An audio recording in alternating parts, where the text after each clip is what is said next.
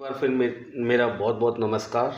नववर्ष के अवसर पर हरीश राघव पब्लिक स्कूल के डायरेक्टर श्री पीयूष राघव जी मेरे साथ हैं। सर, आपको सबसे पहले तो नववर्ष की बहुत बहुत शुभकामनाएं मेरी तरफ से। आप मेरे भी आंग्ल नववर्ष की बहुत बहुत शुभकामनाएं। आप मेरे उन लोगों में से शामिल हो जहां से मैंने क्रिएटर सॉल्यूशन और क्रिएटर IYS TV शुरू किया था। तो शुरू के दिनों में पहले 3, 4, 5 इंटरव्यूज़ में से एक इंटरव्यू आपका भी था। भारत गांव में भी बसता है, ग्रामीण पर्यटन को हम कैसे बढ़ा सकते हैं, एक प्रयास और एक विचार। करीब 1.5 साल पहले मैंने आपका ये इंटरव्यू किया था। आज मैंने 3 विषयों पे काम किया है। जब से अब तक करीब करीब 400 इंटरव्यूज़ मैंने किए हैं।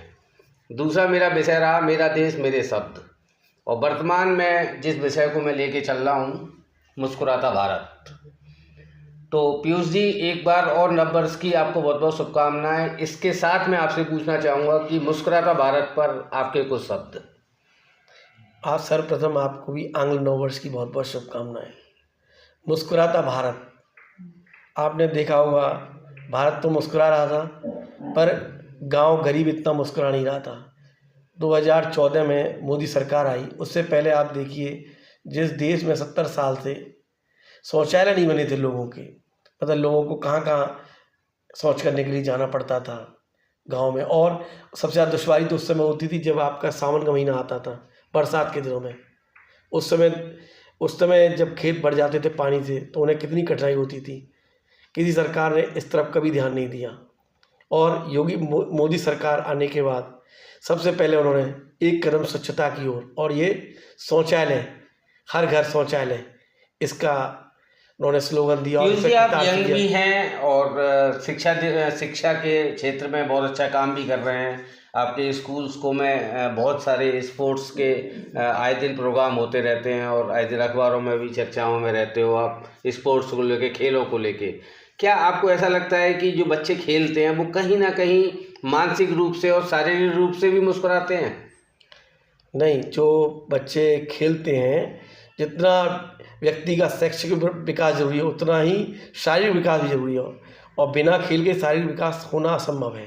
अब आपने देखा हो इस बार नई शिक्षा पॉलिसी आई है, उसमें यही है, आपने देखा हो कि उसमें आपको ये चीज़ें नहीं है, आपको क्रिएटिव बनना है। मतलब आपने देखो NCERT जो पुस्तक अब 6th की एग्जाम्पल के तौर पे मैथ की आई है, उसमें आपने देखो एक्सरसाइज नहीं है, उसमें चीज़ें दे रखी हैं, इलस्ट्रेशन, एक क्वेश्चन दे रखे हैं और उसकी समरी दी है। उसके तरीके से आपको क्वेश्चन बनाना और उसे सॉल्व करना है। बहुत इस तरह की चीज़ें दी। एक्सरसाइज तो उसमें है ही नहीं कहीं।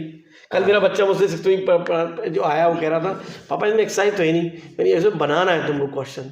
और दूसरा एक बहुत बड़ा अंतर किया है, जैसे कई बच्चे होते थे, साइंस के बच्चे होते थे और वो सोशियोलॉजी पढ़ना चाहते थे, आर्ट का कोई सब्जेक्ट पढ़ाना थे। ये मोदी जी ने जो विदेशों में होता था कि जैसे कोई बंदा जैसे BSc कर रहा है और उसे सोशियोलॉजी भी लेनी है एक सब्जेक्ट, तो वो अब ले सकता है।